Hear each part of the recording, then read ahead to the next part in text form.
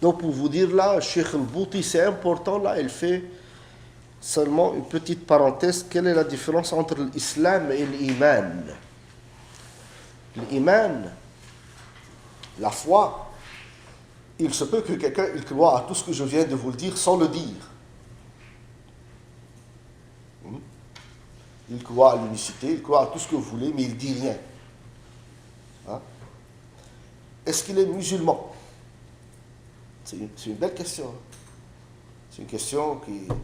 Il y a beaucoup de conférences et conférenciers qui ont philosophé dessus. Je ne suis pas très convaincu de ce que j'ai entendu, parce que très peu de personnes ils ont traité cette question sur le fond. Quand je dis sur le fond, c'est-à-dire les gros savants, les gros imams d'avant, qu'est-ce qu'ils ont dit sur la question. Et je suis convaincu de ce que Cheikh al-Bouti dit sur la question. L'iman, c'est les 6 piliers. Si tu crois à ça, l'iman, c'est une conviction. C'est une conviction. Tu peux ne rien dire, mais si tu es convaincu que Dieu est unique, qu'il y a les anges, les prophètes, les messagers, tout ça. D'accord. Mais l'islam, c'est quoi? L'islam, c'est les piliers. C'est les piliers. C'est le côté un peu pratique. Et dans les piliers, qu'est-ce qu'il y a le premier pilier? Ashhadu. Je témoigne. Ashhadu an la ilaha illallah wa ashhadu anna Muhammadan Rasulullah. Et le premier, quand tu dis Ashhadu an la ilaha illallah wa ashhadu anna Muhammadan Rasulullah, c'est les piliers de la croyance. Parce que croire à l'unicité de Dieu et à la prophétie de Mohammed, c'est-à-dire on croit à tout ce qui est venu de là. C'est-à-dire les piliers de la foi. Ça englobe le Ashhadu. Ça englobe. فالإسلام إذن استسلام بالكيان الظاهري للإنسان. Donc l'islam, c'est le côté concret et apparent. Il y a quelqu'un qui a attesté de l'unicité de Dieu et de la prophétie de Mohammed sallallahu alayhi wa sallam, et ce qui suit, prière, jeûne, etc., ce qui est derrière. Donc l'islam, c'est le côté apparent, concret, pratique. Alors que l'iman, هو التصديق القلبي. Tasdiq al-qalbi, c'est la reconnaissance interne des informations. Pour cela que, quand Moïse il est venu, si vous connaissez un peu l'histoire de Moïse, il y a eu un croyant qui n'a pas osé.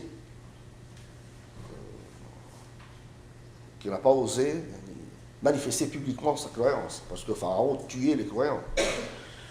Et le Coran, il a cité son histoire. وقال رجل مؤمن من آل فرعون يكتم إيمانه.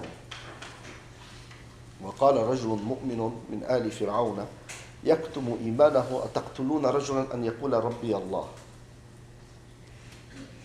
Et un homme du peuple de Pharaon, un croyant, le bon Dieu, il disait un croyant, qui cachait sa croyance. Il disait aux gens, laissez Moïse tranquille. Ce qu'il vous dit, si c'est bien, vous profitez, si c'est pas bien, vous perdez rien, mais laissez-le tranquille. Et c'était un croyant qui cachait sa croyance. Ça existe, ça peut exister. Il y aura un croyant qui cache sa croyance. Parce que la croyance, c'est une conviction interne. Par contre, l'islam, c'est une pratique qui commence avec l'attestation et après, tout ce qui déroule derrière, d'une façon apparente. Et on peut être discret, bien évidemment, mais je veux dire, pour cela, que les savants de l'orthodoxie musulmane, ils sont partagés sur une question, que est-ce qu'il sera sauvé le jour dernier, celui qui était seulement croyant, sans attester sa croyance. C'est-à-dire qui était croyant à l'intérieur, il a dit à personne. Hein? Il a dit à personne, mais il est croyant. Mais est-ce qu'il y a la pratique derrière? C'est un autre débat. La pratique, Inch'Allah Ta'ala, quand on va parler jurisprudence, on rentre dans chaque acte. Mais normalement, quelqu'un qui atteste la ilaha illallah Muhammadur Rasulullah, qui a les piliers de la croyance, il est musulman. Quelle que soit la pratique. Et ça, c'est l'avis majoritaire écrasant de Ahl Sunnah al-Jama'a. La seule action qui a fait débat, c'est la prière. La seule action qui a fait débat entre les savants, pour dire que si quelqu'un pas est bon ou mauvais. Toutes les actions, on peut juger l'individu s'il est bon ou mauvais selon les actions. Mais s'il est musulman ou pas, S'il est croyant ou pas. C'est ça ta question. S'il est croyant ou pas, s'il est musulman ou pas. Sur cette question, il n'y a que la prière qui a fait débat. Les autres actions, non. Il n'y a personne qui a dit, quand je dis personne, il y a les 4 écoles doctrinales et autres, les grands savants de l'orthodoxie musulmane, il n'y a personne qui a dit qu'un musulman qui ne jeûne pas le mois de Ramadan, ce n'est pas un musulman. Personne n'a dit ça. Ou un musulman qui ne donne pas la zakat, ce n'est pas un musulman. Personne n'a dit ça. Aucun savant. Et par contre, le musulman qui met en cause, ou qui doute d'une information dogmatique citée dans le Coran, il peut être apostat, il peut devenir apostat non musulman. Ce n'est pas parce qu'il n'a pas pratiqué, mais parce qu'il a mis en cause une information dogmatique notoire. C'est important. La prière, c'est le seul élément qui a fait débat. Parce que la prière, tout le monde est d'accord, tous les savants sont d'accord que celui qui ne prie pas en disant que la prière n'est pas un devoir religieux, il n'est pas musulman. Mais ils disent, ce n'est pas parce qu'il ne prie pas, c'est parce qu'il nie quelque chose qui est notoire, cité dans le Coran et par le prophète, alayhi salatu wassalam. Le débat, il a eu lieu sur la question de quelqu'un qui ne nie pas, qui croit à tout, mais qui ne prie pas parce qu'il est paresseux ou feignant. C'est la seule question qui a fait un débat. Donc la vie de l'Jumhur, qui sait qu'est-ce que ça veut dire le Jumhur? On n'a pas encore travaillé la jurisprudence, pour cela que cette question, elle est un peu prématurée. Le Jumhur, c'est la majorité. La majorité des savants, ils disent qu'il reste musulman, même s'il ne prie pas. S'il ne met pas en cause la prière, s'il n'a pas un souci au niveau de la foi. Quand on dit la foi, c'est dans le sens les informations dogmatiques. Parce que la foi, elle peut avoir 2 sens. Dans les informations dogmatiques, et quelqu'un qui a la foi dans le sens que combien il est proche de Dieu, dans quel état spirituel il en est. Le Hassan al-Basri, un des grands tabi'ites, ils lui ont dit, est-ce que tu es croyant? Est-ce que tu as la foi? Il a dit, si vous voulez dire par la foi que je crois au bon Dieu, aux anges, au jour dernier, etc., certes, oui. Ils disent par contre, si vous voulez dire par la foi, est-ce que je suis dans les prières de nuit, dans la spiritualité, dans les larmes, tout ça? Non. Je me pose des questions. Pour vous donner une idée, le terme de la foi, il a 2 sens. Il a un sens technique, et c'est ce sens technique qui définit le croyant du non-croyant. Et il y a un sens, est-ce que tu as la foi? Bon, la foi augmente et diminue, etc. Sauf chez les Hanafites qui disent que la foi, elle n'augmente pas, elle ne diminue pas. Mais ce n'est pas le débat aujourd'hui sur cette question. Sauf la prière, dans le domaine, quelqu'un qui ne prie pas parce qu'il est paresseux, le Jumhur, il dit qu'il reste musulman. Mais c'est un très mauvais musulman. Parce qu'il peut être puni, tout ça, par le bon Dieu. Parce que c'est très très grave de ne pas prier. C'est catastrophique, même dans sa tombe, on ne sait pas qu'est-ce qu'il va avoir comme châtiment.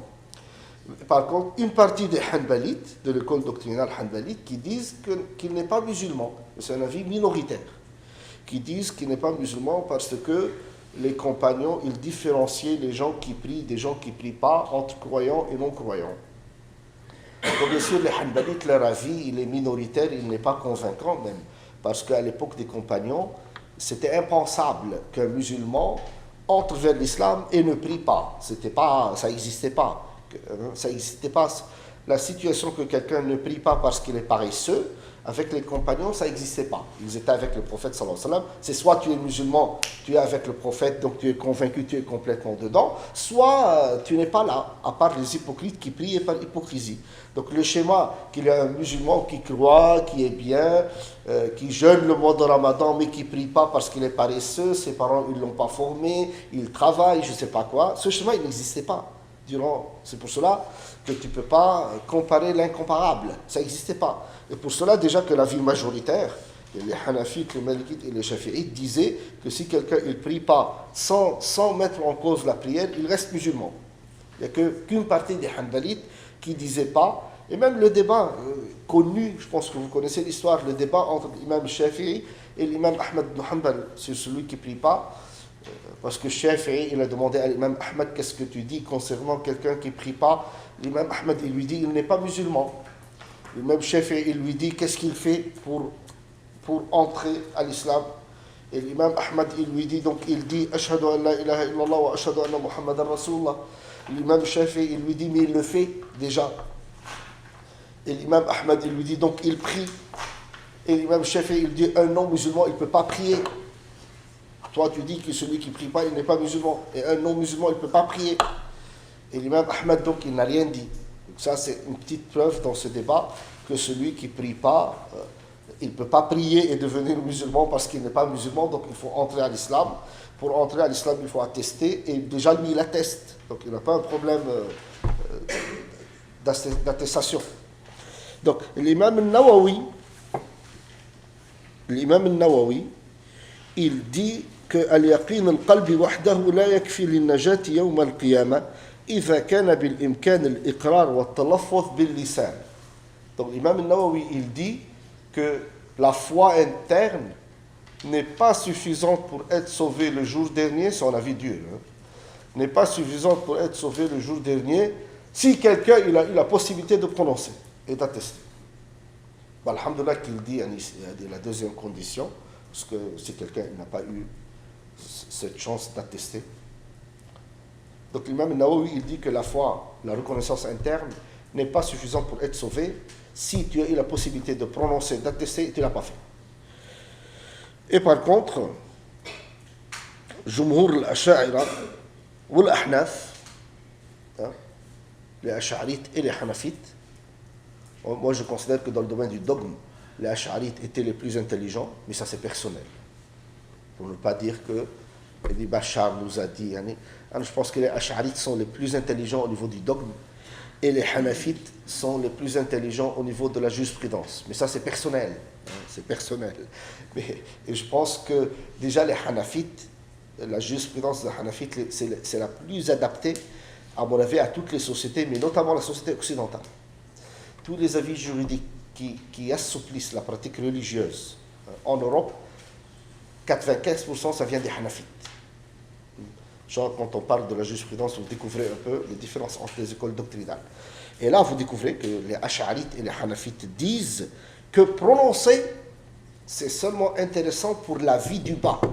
Ils disent, mais si tu as dans le cœur, c'est bon. Devant le bon Dieu, il sait ce que tu as.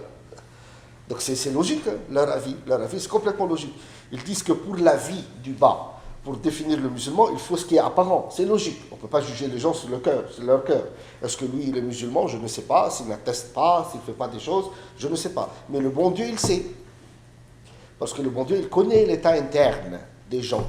Pour cela que les Hanafites et les Ash'arites, ils disent que quelqu'un peut être sauvé le jour dernier, s'il a la foi interne, même s'il n'a pas attesté dans la vie. Et pour cela, ne jugez pas les gens. Parfois que quelqu'un il est mort, est-ce qu'il est musulman? Je ne sais pas. D'après ce qu'on a vu, peut-être non. Mais c'est à notre échelle. Quelqu'un qui m'a dit, est-ce que l'abbé Pierre va au paradis? Quelqu'un qui m'a posé la question il y a 2-3 ans, quand il est décédé. Il m'a dit, est-ce que l'abbé Pierre va au paradis? Je lui dis, je ne sais pas. Il était étonné, il a voulu que je lui dise, il va à l'enfer. Je lui dis, je ne sais pas s'il va au paradis.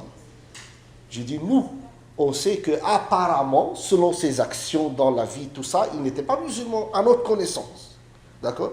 Mais qu'est-ce qu'il a comme foi? À quoi il croyait? Quel est l'état de son cœur? Je ne sais pas. Je ne sais pas. Le bon Dieu, il le sait. Moi, je ne sais pas. Donc, moi, je suis convaincu de la vie des Hanafites, que le jour dernier, le bon Dieu, il jugeait les gens selon ce qu'ils ont eu dans leur cœur, pas selon ce qu'on pensait nous. Parce que nous, on connaît le côté apparent, on ne connaît pas ce qu'il y a dans le cœur. Par contre, nous, on a le droit de juger, entre guillemets, juger, c'est-à-dire traiter avec l'individu, selon ce qu'on voit. C'est-à-dire quelqu'un qu'on n'a pas connu comme musulman, il est décédé, on ne va pas lui dire, allez, on ramène à la mosquée, faire la prière sur le défunt. Il n'était pas musulman, apparemment, selon ce qu'il... vous voyez ce que je veux dire? C'est ça, nous, c'est notre échelle.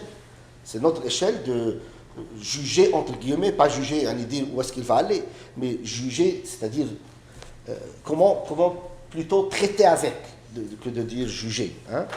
On traite selon ce qui est apparent. Par exemple, que si on pose la question, est-ce que lui, il est musulman? Nous, on peut, si on dit oui ou non, c'est ce qu'on a vu apparemment. Pas ce qu'on pense, son sort le jour dernier. C'est important, parce que son sort du jour dernier, il dépend de ce qu'il y a à l'intérieur de lui. Il y a un deuxième élément encore plus important que le premier, sur quel état il va mourir. Ça, c'est important. hein. Parce que quelqu'un peut être bien et après, quelques minutes avant la mort, il renie tout. Ou l'inverse. Ou l'inverse. Si quelqu'un n'était pas bien, apparemment, il était dans tous les sens, tout ça, et pour des raisons ou d'autres, avant de mourir, il revient, sans que tu le vois.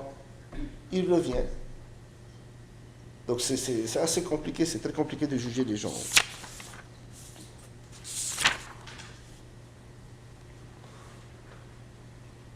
On prend une petite pause, 10-15 minutes. Ou non?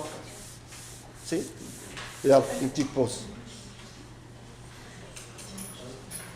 Vas-y, viens dire aux gens. Il y a un petit déjeuner, 4,90 € par personne. Comment?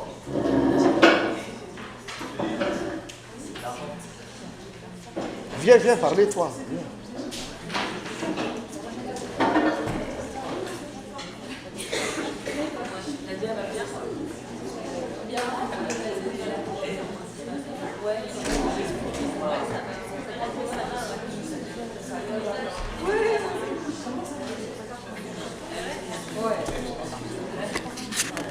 Ayman, tu arrêtes ça ou non, Ayman?